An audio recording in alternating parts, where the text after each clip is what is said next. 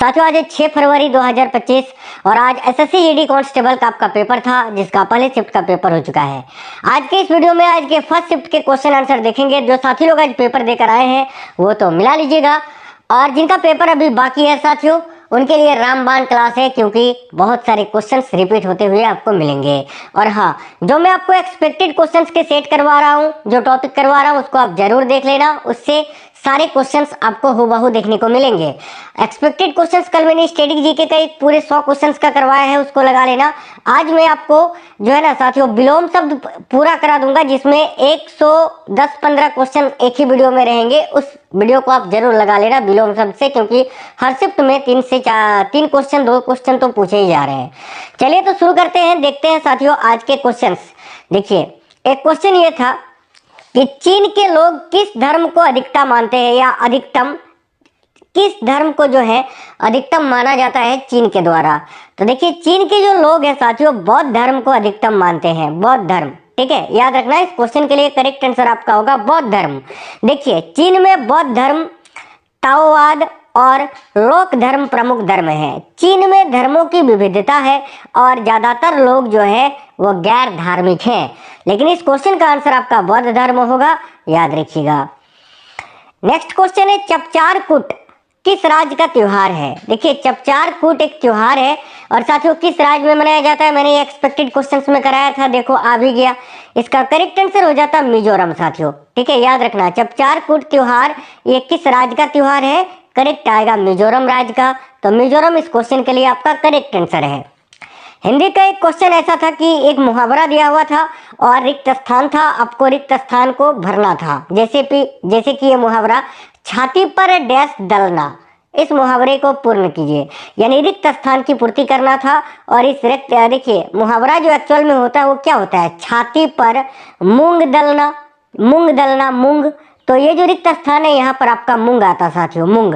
ठीक है, और याद रखना ये जो मुहावरा है छाती पर मूंग दलना, इस मुहावरे का अर्थ क्या होता है। देखिए इस मुहावरे का अर्थ होता है साथियों पास रख कर दुख देना। छाती पर मूंग दलना ये जो मुहावरा है, हो सके आपसे आने वाले शिफ्टों में पूछे तो याद रखना छाती पर मूंग दलना मुहावरे का जो अर्थ है वो है पास रख कर दुख देना। ठीक है साथियों, वीडियो को सभी साथी लाइक जरूर करिएगा और ज्यादा से ज्यादा अपने दोस्तों के साथ शेयर करना।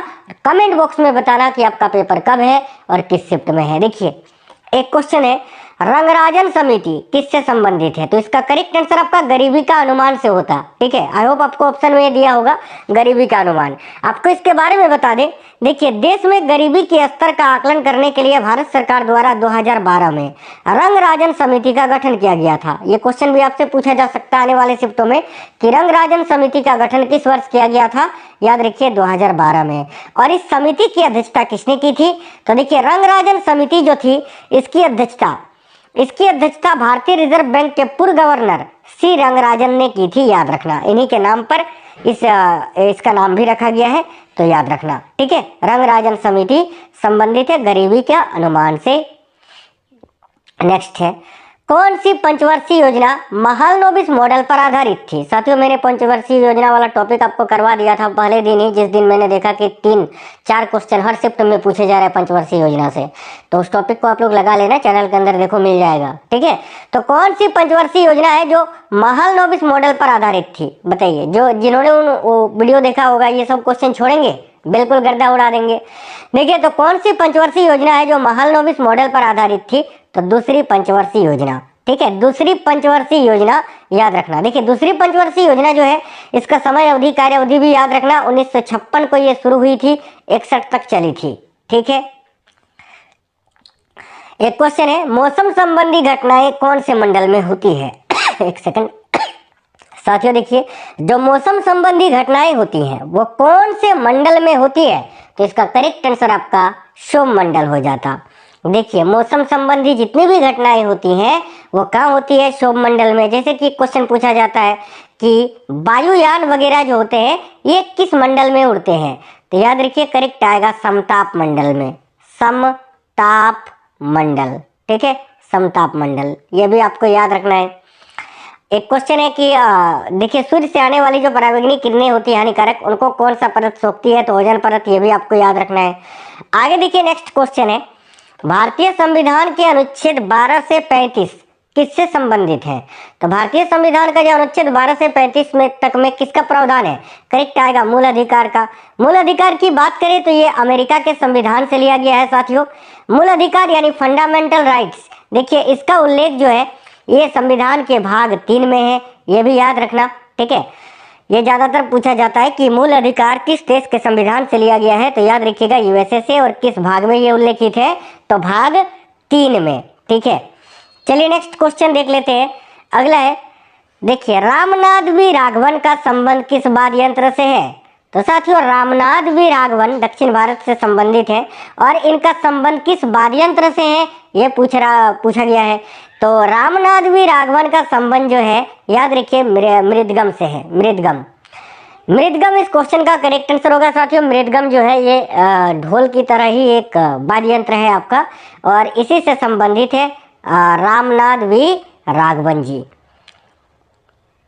देखिए वर्ष 2022 में भारत ने थॉमस कप किस देश को हराकर जीता था? तो भाई वर्ष 2022 में भारत ने जो थॉमस कप जीता था वो किस देश को हराकर जीता था? तो इंडोनेशिया को हराकर जीता था। तो इस हिसाब से इस क्वेश्चन का जो राइट आंसर है आपका वो इंडोनेशिया है। तो इंडोनेशिया आपको यहाँ याद रखना है, ठीक है। देखिए आगे, रानप्पा नृत्य देखिए रानप्पा नृत्य जो है किस राज्य से है? तो साथियों रानप्पा नृत्य के बारे में पूछा था, याद रखना। रानप्पा जो नृत्य है वो उड़ीसा से संबंधित है, उड़ीसा, ठीक है। किसी का कहना है कि सर रानप्पा नहीं था, राप्पो था, राप्पो नृत्य। तो देखिए राप्पो नृत्य अगर पूछा था ना साथियों तो राप्पो नृत्य का संबंध अरुणाचल प्रदेश से होगा और अगर रानप्पा था तो इसका उड़ीसा हो जाता, ठीक है। देखिए रानप्पा नृत्य जो है उड़ीसा राज्य का नृत्य है। इसके अलावा रानप्पा के अलावा ओडिसी, डंडा नाटा, छऊ ये सभी उड़ीसा राज्य का प्रमुख लोक नृत्य है। याद रखना, आगे आपसे पूछे जा सकते हैं। और अगर आपसे पूछे भारत का कौन सा एक अर्धशास्त्रीय नृत्य